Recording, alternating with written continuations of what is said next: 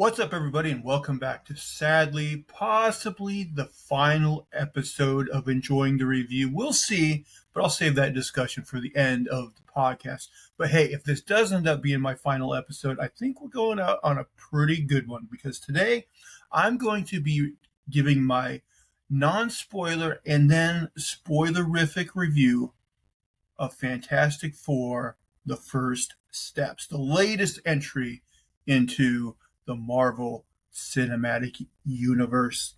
So, guys, let's get right into it. Fear not, I will give clear warning before I get into spoilers. So, first, my quick kind of non-spoiler bullet point thoughts. First, let me give you my score. I am proud to say, just coming off Superman, which I really liked. I would say I don't like this as much as Superman, but I still think it was a very solid film. I am going to give this bad boy a 7.5 out of 10. So how did I get there? Okay. Well, first, I mentioned the reason I liked Superman is they did the most important thing. They figured out Lois and Superman, and if you figure that out, you're pretty good. Well, here, what do you have to do? You have to get the Fantastic Four right. You have to get those four right. And I'm happy to report, I think the casting of all the four main leads was very good. I think these guys did a great job. I know a lot of people were iffy on Pedro Pascal, and I don't even think it's because they don't like him. I think it's just because he's cast in so much stuff that some people are getting tired of him. And I kind of get that sentiment, but hey, I got to give it up to Pedro Pascal. I thought he was very good in this film, and ultimately I'm glad they cast him. Vanessa Kirby, great as Invisible Woman, Sue Storm. Joseph Quinn, who I only know, I think, from Stranger Things, as Johnny Storm, I thought he did a good job. And then, is it Ebon Moss-Bacharach? I don't know if I'm pronouncing his name correctly.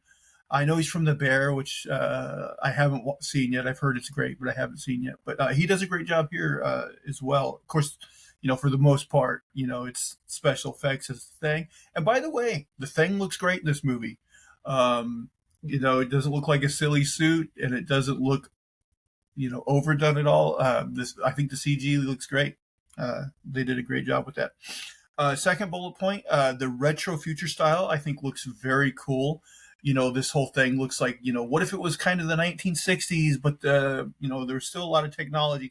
I will say, I think aesthetically, the retro future style looks cool, but it doesn't really make sense because why, if you have all this high-tech, sciencey stuff, why are you still looking at crummy, like, CRT TVs, So it's kind of nonsensical in that way, but it still looks cool, You got all these, like, analog devices you're using.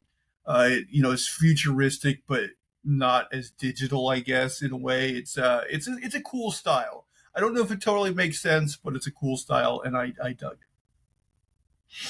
it. Okay. Points against this movie, and this is true of a lot of Marvel movies, the villains could have been better. So I will say, this one I didn't expect anything. I forget how much they showed in the trailers, but I definitely saw, a casting announcement here. So I knew Mole Man was in this movie. Now, I'll say, in the comic books, I hate Mole Man. I think he's the worst Marvel comic villain of all time. He's super lame. If I was a Marvel writer, I would always be pitching some sort of event that kills off Mole Man. But he's used very sparingly in this movie, and he's kind of just bleh. He's there, but bleh. One that disappointed me, I think, most of all, is the Silver Surfer character. Because, I heard a lot of people, they were upset when they found out that they were going with the female version of this Silver Surfer for this movie rather than the male Silver Surfer. Now, I'll be honest, Silver Surfer in the comic books is a character I've never really cared about, still don't, but I really like Julia Garner, the actress that they cast in this role, and I think that's my major problem, is she's a great actress, but she's not allowed to show it in this movie, because the Silver Surfer character in this movie is very kind of written in an unemotional way. And after seeing the performance here, I'm like, I really wish they would have cast her as a totally different character in the MCU where we could actually seen her act, because you really don't get to see it here. To me, they might as well have went with the male Silver Surfer, because I was like, this is a kind of a nothing character in the end. I thought they do some cool visual stuff, I think, with the Silver Surfer in this movie, but yeah, I just wasn't really feeling her as a character. And then with Galactus, uh, aesthetically, Galactus looks cool and looks like pretty comic book accurate.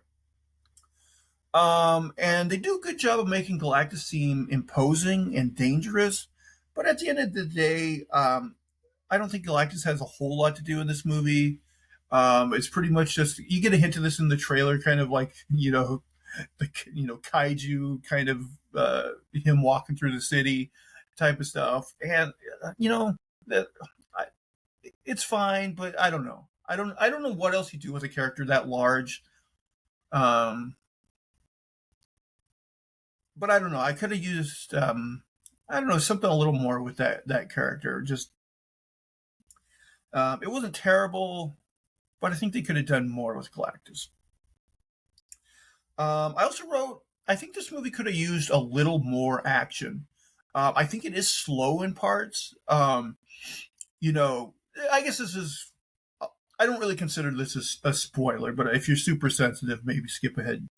Well, not too far, because I'm about to get into the real hardcore spoiler. But I'll just say, towards the beginning of the movie, there's like this quick montage which shows them in action, and I would like more of that. I would like to see them maybe fight a smaller scale villain than Galactus, so you can kind of see them kind of teaming up together and how they could use their different moves in conjunction with one another and that kind of cool stuff. You don't really get, for the most part, get that in this movie. And I don't know. I could have used a little more of the Fantastic Fouring, if that makes sense. A little more action. I think it's a pretty dialogue heavy movie, and it's not that the dialogue is bad. I don't know, pacing wise, I think they could have spruced it up with a little more action. And then I also wrote that so this movie, like most Marvel movies, does have some end credit scenes, and once again, I felt this way for a while. I like the idea of mid credit stingers and everything, but most of them are so lame that they don't do their job of exciting you for the next movie in the series, really. I don't know. A lot of them are just like jokey little things that you're like, I stuck around for this, that type of thing. And one of these is like that for this movie. And I don't know. I feel that Marvel really needs to up their game when it comes to, because in my eyes, if you're going to have these like mid credit and end credit sequences, make them something that actually makes people super excited to see whatever the next movie is. There's one like that in this movie that tried to do that, but I was just kind of like, yeah, okay. And also, I feel like if anybody saw the Thunderbolts movie, I feel like the end credit sequence there, it might get paid off eventually in a movie, but I thought maybe it would get paid off in this movie, and that doesn't really happen. And the other feeling I had is, I was disappointed with the Deadpool and Wolverine movie in that it didn't really, it didn't really help feel like it contributed to the MCU as a whole moving forward. It just felt like it was kind of in its own little pocket, and it didn't really affect anything. And I kind of feel like that with this movie as well, where I feel like it could have gave us a little bit more in that direction. And I think the end credit sequence could have been the perfect thing for that. But again, they don't really. And so I was just kind of underwhelmed by that aspect of things. But hey, overall, still, the leads are all great. The style is really cool. And I think for the most part, the overall story works. I just think the villains, like a lot of Marvel movies, you know, could have been better. And I think Julia Garner sadly was wasted in her role as the Silver Surfer in this movie. But still, I think this is a solid recommendation to see in the theater. Like I said, I'm giving it a 7.5 out of 10, and I had quite a bit of fun with it. Again, not as good as Superman, in my opinion. Others, if you disagree, I'm curious. Comment down below and let me know.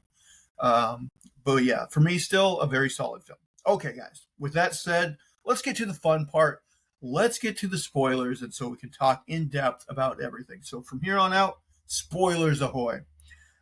So we open up, we find out this is not set on, the same Earth as, a regular MCU. This is actually set on Earth 828, which at the very end of the credits, if you stick around, we'll find out is a tribute to Jack Kirby's birth date. So the film opens with Reed Richards trying to find a bottle of like iodine or something for one of his experiments. But Sue is in the bathroom, and we can tell from her body language that she is taking a pregnancy test. And surprise, surprise! Anyone watch the trailer to this movie? You're going to know this already. Turns out she is pregnant. The test is positive. And we find out that these two had basically given up thinking that they could have kids. They tried hard to have kids for like 2 years. It didn't work. And then all of a sudden, the miracle happened and she's pregnant. So they're both very happy. And I think one of them says like they promise that things won't change or something like that. Of course, we know, everything's going to change. So now we get to the exposition part of the movie. But I gotta say, they kept it entertaining. So what they do is this late night show has a piece spotlighting the Fantastic Four, who are heroes in this world. And it's all done in like, a 1960s style, grainy film footage type thing. And it basically goes over the origin of the Fantastic Four, how they were these, four astronauts. They go up into space. They're hit by cosmic rays, and they all come back with their various superpowers. And then this I would reference in my non-spoiler part. We get this montage of them fighting some of the their famous supervillains from the comics. Even like the monster guy that's on the cover of the first Fantastic Four comic. And I like this little montage, but it was brief. And again, this is my thing is I would like to see them in action using their powers a little more. I almost wish Galactus in this movie would have had maybe a army of little minions or something that they could have fought, just so we could see them do more of their stuff, but alas, we don't get that. So I guess I'm not unfamiliar with the character Red Ghost, who I guess was played by John Malkovich, but they had to cut him out of the movie. They figured his scene didn't work or whatever. But apparently he controls apes or something, and one of them was still in the movie. We see a quick scene of one of them fighting him. We also see that they made a cartoon out of them, which gave Ben the It's Clobbering timeline, although in real life he doesn't say it, so that's kind of the one of the running jokes in the movie.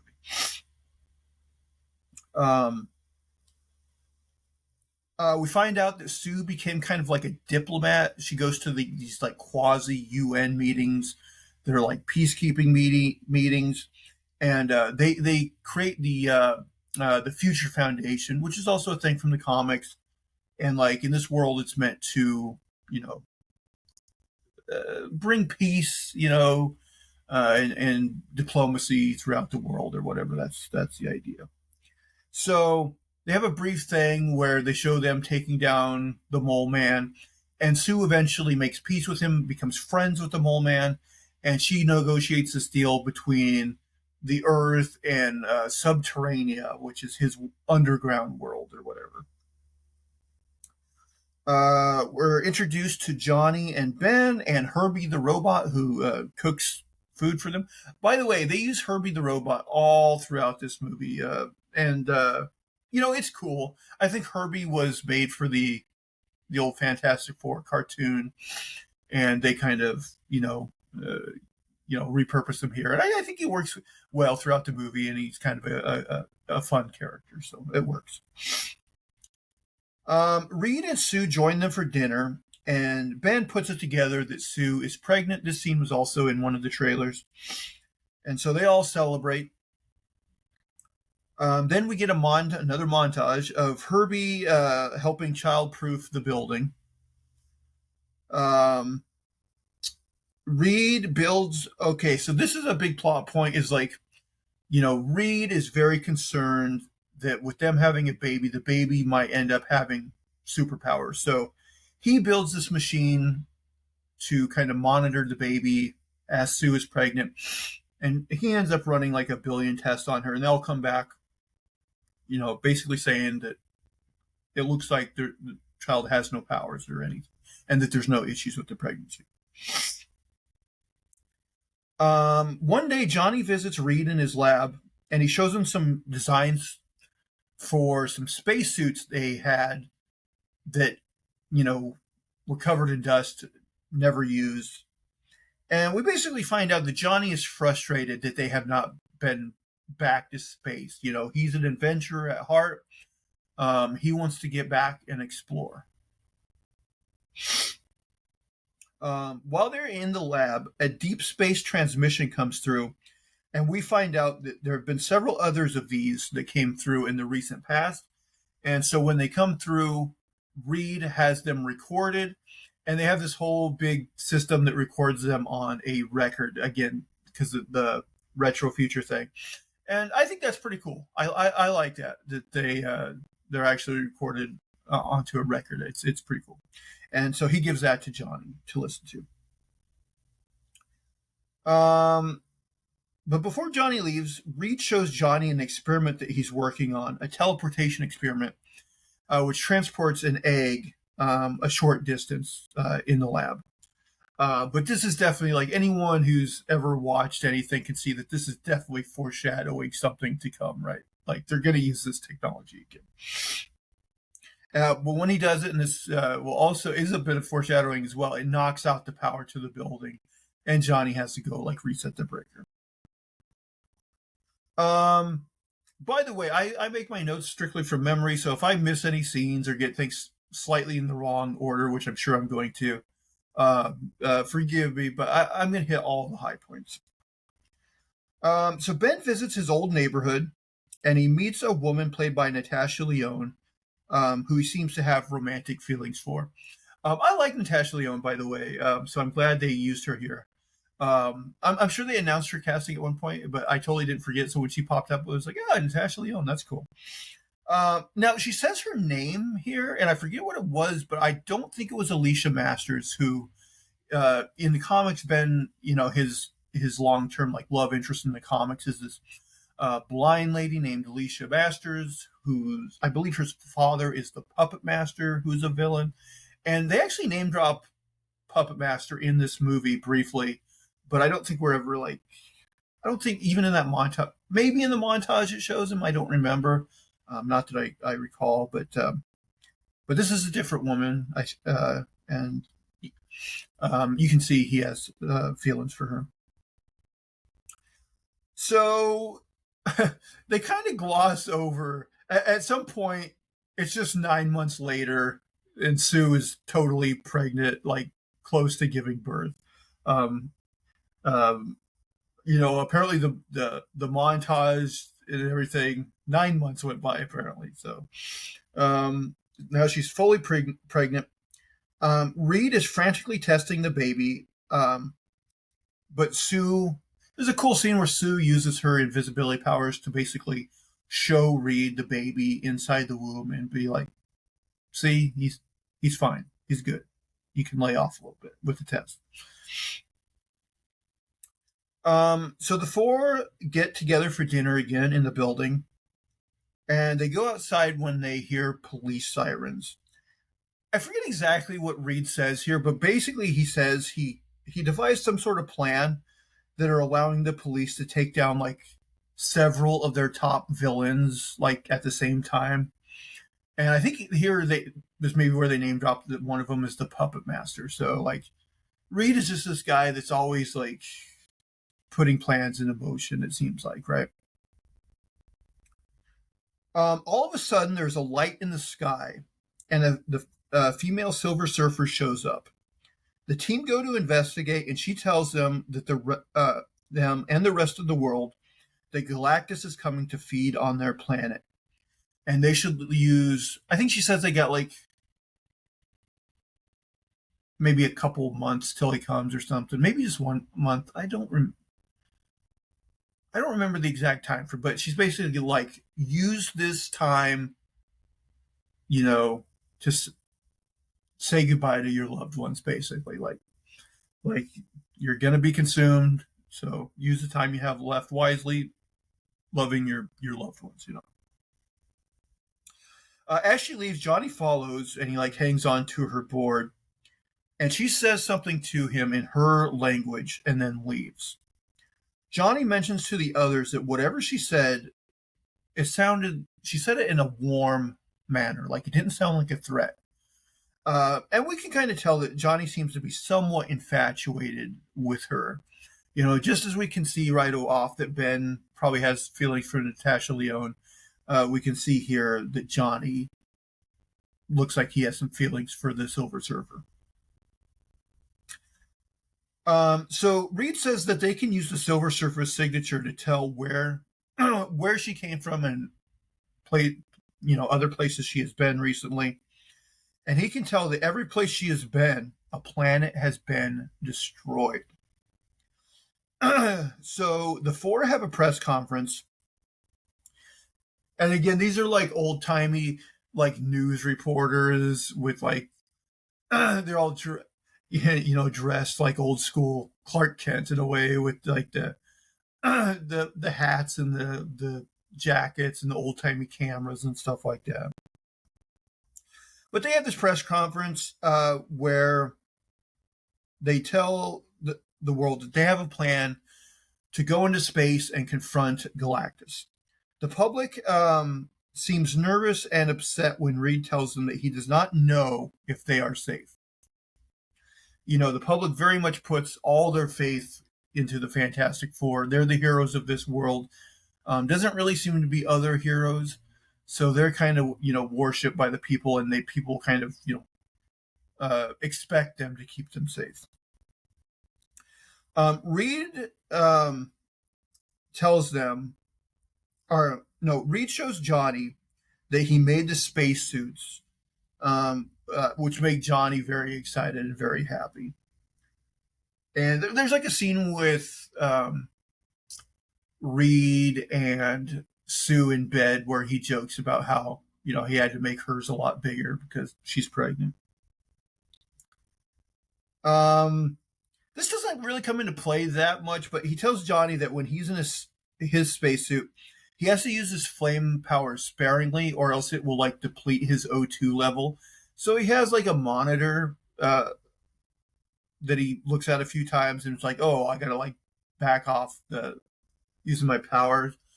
I don't know if it was really all that needed to put that limitation on him, but it's there. So the four get into their spaceship and they fly into space. And I thought this was cool. They basically got this special dock in space that they fly their ship into, and it connects to their ship.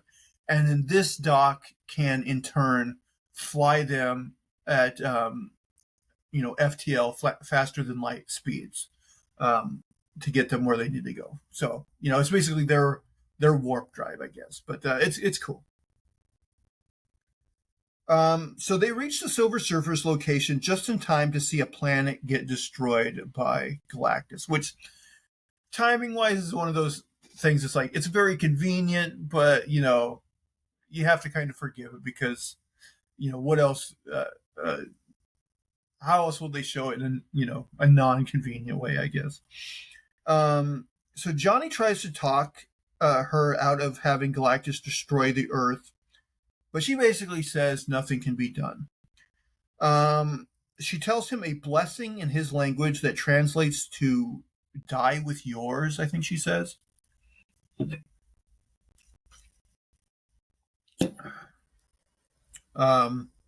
So yeah, she can't really help him. So they meet Galactus, and again, Galactus looks like Galactus from the comics. He's got the big headpiece, looks very cool and intimidating.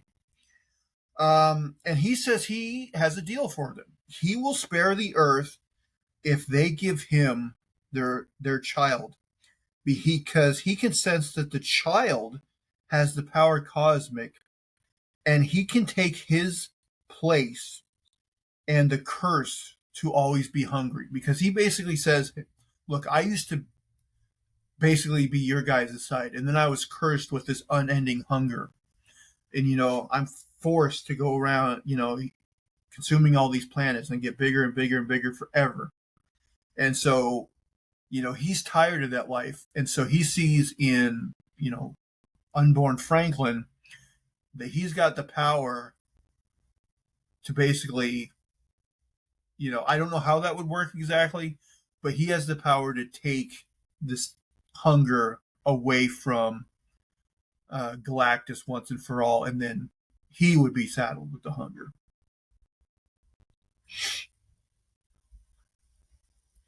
So Galactus, he does something like his eyes light up and it induces labor, causes Sue to go into labor.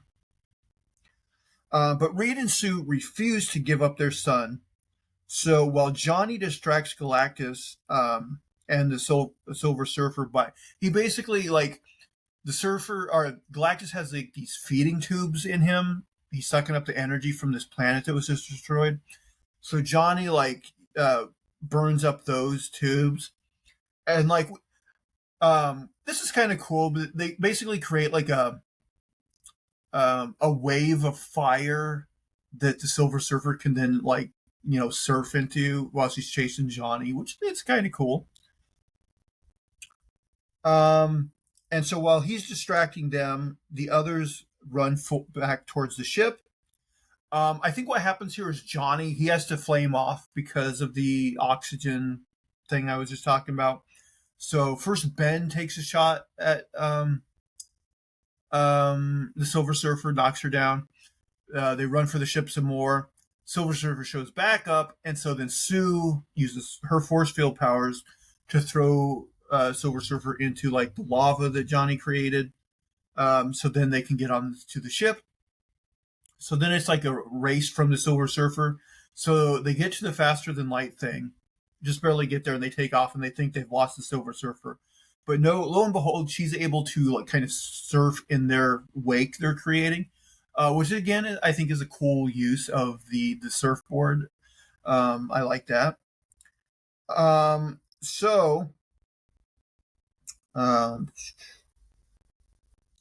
Silver Surfer, she has also this ability, I think, to make herself intangible for a moment, almost like Kitty Pryde. And so she comes into the ship, and she's basically gonna scoop Franklin out of Sue's womb, which would be really dark. But somehow I forget exactly what happens here, but she's knocked back out, but she's still following them. So I thought this too. Sue tells Donnie straight up, kill her. It's one of those things that you don't really hear Marvel heroes say, is advocating to kill the villain, but she does say straight up Johnny, you need to kill her. It's her or your nephew. So Johnny's okay. So he gets on the gun, but when he shoots it, like since they're going faster than light, like it's warping the path of the gun, and so eventually he's able to get it to where it hits her. They think they lost her, but no, she comes back. So while this is all going on, Sue is in labor. The baby is coming. Reed then has Ben take them close to a black hole, and they use a diversionary tactic where basically they split the device that lets them travel faster than light off of them, and then Sue uses her invisibility powers to make the ship invisible. So the surfer follows the thing that makes him travel fast, and then she gets basically starts getting sucked into the black hole, and that allows them to peel off. Reed somehow knows. I don't know how he would be able to calculate this, but he's like, she'll be stuck getting away from that black hole for an entire month. How he would know that is beyond me. But now, because they don't have the device that lets them travel faster than light, Reed's like, well, we're going to use this you got to use this boomerang trick around the black hole, and that'll get us to a certain percentage of the speed of light. So it'll still like take us a month to get home, but that'll get us to back to Earth faster than anything else. So again, they have the scene where they're speeding up to as fast as they can get doing this boomerang trick, and at the same time, Sue, I wrote down, Sue has a surprisingly clean birth and gives birth to Franklin on the ship. Because let's be honest, guys, if this was realistic at all, and there's like zero gravity here, there would be like blood and amniotic fluid and all sorts of probably poop just flying around this ship. It would be disgusting. And honestly, I think it would have been braver if they would have done that. But no, it's just the baby comes out relatively clean, and they give the baby to Sue. But trust me, that spaceship is disgusting. So a month later, they arrive back on Earth. The public is dismayed when they hear they did not defeat Galactus. And then I wrote, Reed stupidly tells them that Galactus said he would spare the Earth if they gave up their child. Why would he tell them this? What is he like? He's one of the smartest men, maybe the smartest man on their Earth, and he tells them this. Why would he put the heat on them by telling them this? It was just a nonsensical thing for him to do. So to me, that's a bit of a plot hole, I guess. The fact that he would say that, I don't know. It was a dumb move. We also get a scene. So I guess that month went by. So the Silver Surfer goes back to Galactus, and he kind of punishes her for failing. I think he like uses some power to like crush her a little bit or something. I forget exactly, but he's not happy. So basically, for the first time, Reed does not know what to do. But he says, according to Archimedes, they just need a lever big enough for the situation. So Johnny shows Sue a recording he made of the Silver Surfer, which he said that blessing to him in her language. And then he has her listen to one of the recordings because he's like, I know I heard that before. So he puts it together that the language he was hearing on the recordings was her people's language. And so this is also a bit of a plot hole and a bit of a stretch. He thinks from like context clues, he can basically figure out their alien language and what it means in Earth, which is just ridiculous. Like, he would not have been able to figure this out. Um, I would have bought it more if Reed Richards did it because Reed has always been kind of like, uh, get you know, made to be smarter out than any person could be. But Johnny's never been that character. Um, and like I don't think Reed could figure out this language, let alone Johnny. So I didn't really buy this whole thing, but okay. So the public protests outside of the building. By the way, I don't know if they ever actually call it the Baxter Building um, in the movie. Maybe they do, but it's just a building with the Fantastic Four logo on it. Um, I just don't know if they ever name drop the actual name Baxter Building. So the public protests outside the building, and Sue is upset that they want them to give up their child. Reed explains how it is an available option and how to the public it might seem, like the most ethical option. This causes a fight between Reed and Sue. Sue is upset that he would even consider the notion of them giving up their son. And he says he does not want to consider the option, but he has to think of everything. And she basically tells him she knows he has to, but it still hurts her when he does it. And she tells him that she refuses to give up their child. So Sue takes Franklin outside and makes a speech to the public. She tells them about how their family was fractured when they got in a car wreck when they were kids, and their mother died. And she said their father wasn't always the best father. But she says when her mother was alive, her mother told her that she would move heaven and earth for her and Johnny. And she tells the public they are now her family. And she will neither sacrifice her son for them or them for him. And that they will find a way to beat Galactus, basically. This speech gives Reed the idea, the whole move heaven and earth thing, that he can use the transporter system on a bigger scale to transport the Earth to a different solar system to hide from Galactus. Sue uses her status as a diplomat to have every country on Earth help them build what they call bridges, which is the device used for the teleportation process. At the diplomatic meeting, we can see that there is no representative from Latveria, so they're seating Doctor Doom here.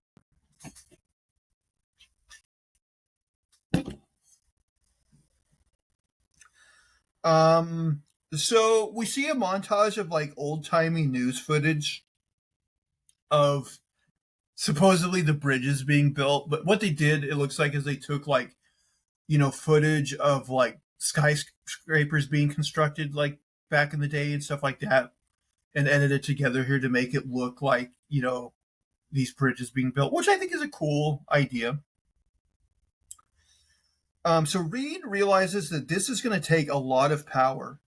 So basically, the governments across the globe institute a curfew where, like, at a certain time of night or whatever, they shut the power off to all these major cities so they can save up a bunch of energy to be able to use the device when they need to.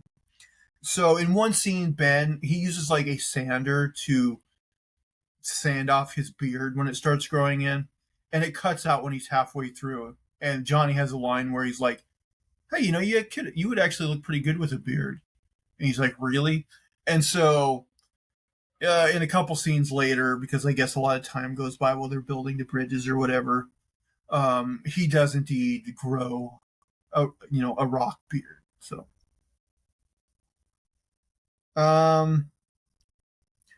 so Johnny tries to tell the group that he's made a breakthrough with his language project he's working on, but they are in the middle of preparing the Earth transfer. So they all communicate with different countries in all the major cities across the world, and they get all the bridges online.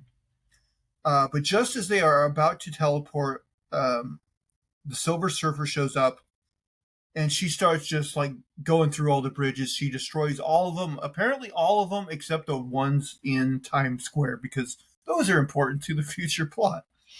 Um, so Johnny confronts her and tells her that he figured out her language and who she is. Which again, just this whole thing sounds implausible. He knows her name. He knows. So basically, her backstory is her planet was the only planet that was ever spared by Galactus in exchange for her becoming his herald and, becoming the Silver Surfer. And I thought they could have, at least in this scene, did a little more with Julia Garner, let her perform a little more, get us a little more emotionally invested in her character. But they really don't. It's a very quick scene. And we see that she has to say goodbye to her daughter and she becomes the surfer, but there isn't much to it. Johnny then upsets her as he plays the sounds of all the worlds dying that, she led Galactus to. She goes to leave Earth again, and Johnny catches up to her, and he tries to sacrifice himself in place of Franklin, but she's like, that won't work. You're not the one that he wants, that Galactus wants. So because they can no longer transport the Earth, their new plan is to lure Galactus into Times Square, where the last remaining bridges are, and transport him far away. So in order to save all the people in the surrounding area around Times Square, they make a deal with the Mole Man to have the people go to his underground world of Subterranea to hang out. So they place Franklin in the middle of Times Square as bait. So Galactus shows up, and they do a lot of kaiju stuff with him. So first he drops into the ocean, which causes a tidal wave to come into the city. And then he starts walking through, and he's just breaking up the city. He takes a big chunk of Earth and smells it. So he's trampling, he's coming through. So right before he gets there, to keep Franklin safe, they move Franklin to the Baxter building. But the problem is Galactus has the power to sense where Franklin is, so he knows he's been moved, and so he stops just short of getting in the area where they can transport him. So he starts to move towards the Baxter building. We get a scene where Ben and Johnny try to stop him, so Ben throws an oil tanker onto him, and then Johnny ignites that onto him, but it doesn't faze Galactus at all. Galactus makes his way to the building and takes Franklin. As he tries to leave with Franklin, Sue, she gets that adrenaline, like they say, a mother can lift a car to help her only baby or whatever. She gets that motherly adrenaline, and she is able to amp up her force field powers enough to basically push Galactus all the way back into Times Square with a little help from Ben. Ben, you see this in the trailer, he destroys the pillars of this building that Galactus is holding onto, and so that lets him stumble where they need him to. So Johnny flips the switch, the portal opens, and then Reed uses. We definitely didn't get enough of Reed using his stretchy Mr. Fantastic powers in this movie either. A little bit in the montage, and then a little bit here. But he leaps around with his powers, and he is able to, just in the nick of time, get Franklin out of Galactus's hand before he falls into the portal. So Galactus goes through the portal, and it looks like the day is won, but then he starts pulling himself back out. So Johnny decides to sacrifice himself and hit Galactus back through the portal, but instead Silver Surfer shows up in the nick of time. She had a change of heart, and she knocks Galactus through the portal and her along with him. So a part of me wonders if they we'll use those characters again. I think they left the door open. I won't necessarily, maybe they will, maybe they won't, but they at least left the door open, I suppose. I forgot to mention that, when Reed was first going for Galactus, there was stretched him all out almost to like his breaking point or whatever, and then also Johnny dropped Ben onto him and made him say it's clobbering time so that they would, pay off that bit and you get the line in the movie.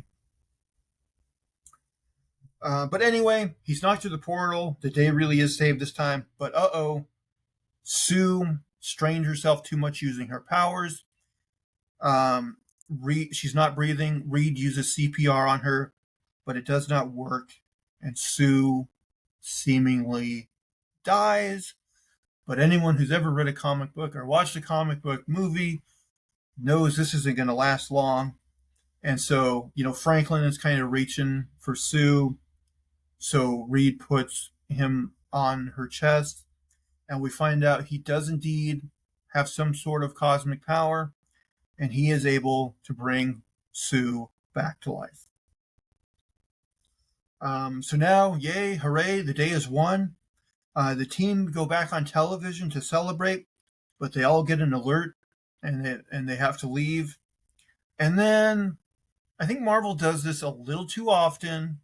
They go for the jokey ending where the whole thing is they struggle to get Franklin's car seat in the car correctly. And that's how the movie goes out. I don't know. I do think Marvel goes to the joke a little too much. They like to keep that light tone, which is okay. But I don't know. I would have rather they gone out on a more intriguing end. But I guess they thought, hey, we still got the mid-credit stinger, so let's get into that. So the mid-credit stinger, we go 4 years later, and I kind of figure at one point, I'm like, they have to do a time jump because at some point they're going to want Franklin and Valeria Richards, I would think. But then that makes me think that at some point they're going to have to do another time jump, because I would think at one point they're going to want the whole family but have the kids be old enough that they're both talking and being characters. So I don't know exactly how they're going to do that, but I would think at some point, maybe before they mix with the MCU proper, maybe there's going to be another time jump. I don't know. But anyway, 4 years later, Sue is with Franklin, and he wants a certain book. So she goes to get him his book. And when she comes back, Dr. Doom is looking at Franklin. And Franklin's like touching his face, basically. And he's turned away from us, so we only see his hood. But he's holding his mask, so like his face is exposed. And we find out that the Fantastic Four will return in Avengers Doomsday. Although, let's be honest, we pretty much already knew that. I guess the interesting thing here is in this world, Victor Von Doom did not go with the Fantastic Four on their trip and did not become Doctor Doom in that outing. So it looks like there's got to be like an alternate origin for him. So I guess we'll see that later. And then in the end credit stinger, all we get is a little closer look at that animated 80s, well, I guess maybe 60s style, but retro cartoon of the Fantastic Four that was shown in that montage earlier on in the movie. So I was a little disappointed that just like with, I thought when Deadpool Wolverine movie, by the time that movie ended, I thought, okay, they're going to be in the MCU proper. This is how the X-Men get into the MCU or whatever. And we never really got that. And here I thought, maybe they're going to have to transport their world into another universe or something, and that's how, I thought by the end of the movie, it would move the whole MCU along by having the Fantastic Four somehow end up in the MCU proper. But again, they're kicking that can down the road, which is a little disappointing, but it's fine, I guess. So yeah, ultimately, guys, I still think this is well worth seeing. The four leads are great, good chemistry between them. A pretty, a plot that makes sense, I think. Maybe a little slow at times. Like I said, I think they could have used a little more action. Showcased the Force powers a little bit more. And the Silver Surfer character, a little disappointing. I think they could have done a little more, especially since they got Julia Garner. But ultimately, a fun movie, and I think it's well worth seeing in the theaters. All right, guys. So I mentioned at the top of the show that this might be my last episode. I like doing the show, but it is, time-wise becoming tough to fit it into my schedule. And obviously, my YouTube views, are not as high as I'd like for, my channel to be growing at the rate I would like. So I think for now, I'm going to take a pause, maybe permanent, from the podcast. But I still encourage everybody to stay subscribed. I might get a wild hair again and start up. But that'll not for a while. But hey, anybody who has enjoyed my stuff, thank you very much. I really appreciate it. I don't know if I've ever really mentioned it on the show, but before I did this iteration of the podcast, I did a podcast with my brother and a friend of ours, called the Stand Up Guys, and that channel is all of my stuff I did there is still archived, and that contains also a lot of review content if anyone's interested in going back. There's also just a lot of silliness that we did on that channel as well, so you can check that out if you'd like. Yeah. So, guys, thank you very much. Still, I encourage people, hey, if I get enough subscribers with this last episode, maybe I'll come back. But, yeah, as always, I still want to give my normal plugs. You can subscribe to the YouTube channel. You can listen in audio form on your podcast catcher of choice. Thumbs up, comments, positive reviews, all that good stuff. And if you like, you can follow me on social media, either on Twitter at Zach Jones Live, ZachJonesLive, or on Blue Sky at Enjoying the Review. But guys, thank you very much, and I hope you're enjoying the review. Bye, guys.